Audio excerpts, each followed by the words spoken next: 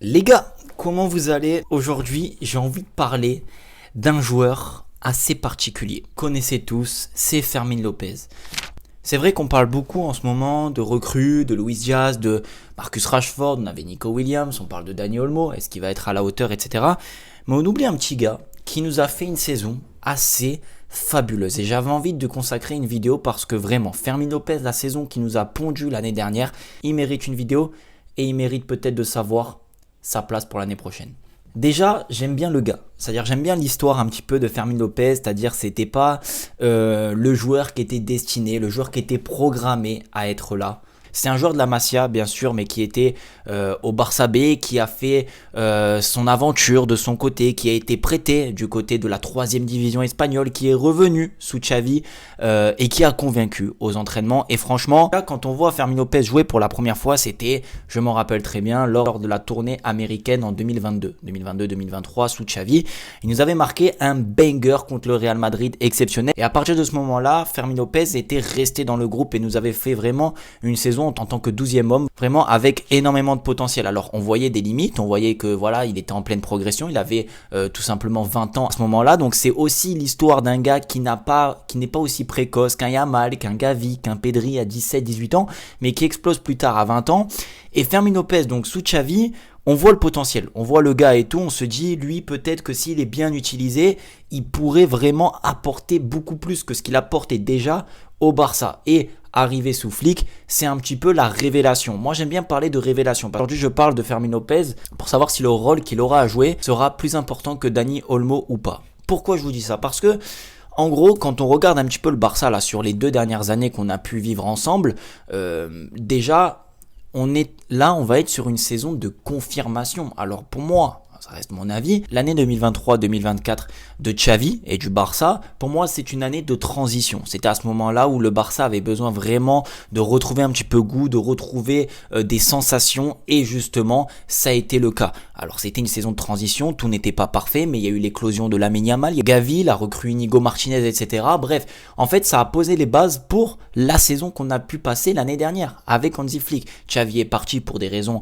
qu'on connaît tous, Hansi Flick est arrivé, pour moi ça a été la saison de la révélation. Voilà, révélation avec des joueurs qui étaient là depuis maintenant un moment et qui étaient là déjà depuis un an, une révélation collective avec énormément de bonnes choses. Alors un coach aussi qui amène sa patte bien sûr, et Fermin Lopez dans tout ça qui suit un petit peu le move de l'équipe, donc il passe de transition, un joueur qu'on découvre, à un joueur de révélation comme Lamine Yamal, comme Pedri cette année, qui a été vraiment la révélation exceptionnelle, même si on connaissait déjà Pedri, mais je peux parler de Baldé, je peux parler de Koundé, je peux parler de plein de joueurs qui se sont vraiment révélés à leur plein potentiel, tout comme Fermin Lopez. Donc la saison qui arrive, c'est une saison de confirmation. Désolé de le dire, ça va être une saison de confirmation où il va falloir que tous les joueurs du Barça confirment leur statut, confirment ce qu'ils ont fait l'année dernière, et ne pas se dire que, je le dis souvent par rapport au PSG, que c'est une équipe qui est en sur-régime, ne pas penser que le Barça était en sur-régime. Donc pour moi, et ça va être la difficulté essentielle cette saison qu'il va falloir relever. Et Fermin Lopez dans tout ça, c'est qu'il y a Dani Olmo. On a recruté Dani Olmo. Dani Olmo, on va pas se mentir, il nous a fait une bonne saison. Quand on prend les stats aujourd'hui de Dani Olmo, de l'année dernière, c'est 45 matchs, 7 passes décisives et 12 buts.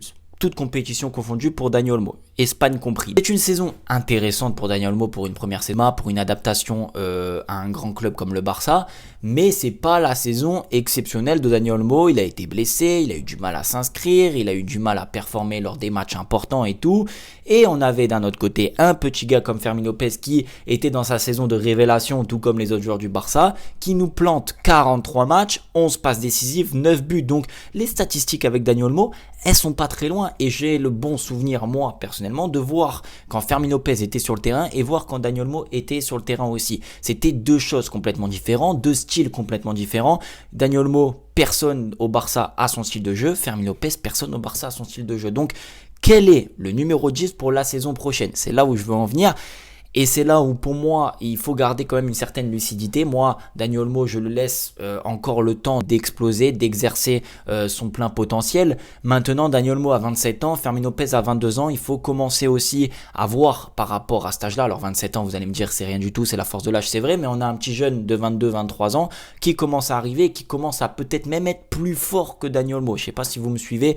Donc Dans la logique des choses, pour ma part, je mettrai quand même la continuité Dani Olmo en tant que titulaire numéro 1 au Barça la saison prochaine, mais Fermin Lopez qui peut avoir son rôle à jouer. Parce que Fermin Lopez, regardez-moi son style de jeu, c'est un joueur qui percute, un joueur qui n'a pas peur d'aller vers l'avant, un joueur qui des fois fait des déchets techniques, c'est une vérité, qui est peut-être un petit peu moins adroit qu'un Dani Olmo, mais qui par contre dans le dernier geste, qui par contre dans la surface de réparation, dans le pressing, dans son envie en tout cas de bien faire, est pour moi supérieur à ce que j'ai vu de Dani Olmo. Je dis bien à ce que j'ai vu. Donc, et sincèrement, si je devrais écouter mon cœur et pas ma tête, parce que ma tête parfois prend le dessus et me fait réfléchir, pour moi, Fermin Lopez devrait être le titulaire numéro 1 la saison prochaine. Et on s'est posé la question ici tous ensemble. D'autres youtubeurs se sont posé la question. La communauté Barça s'est posé la question.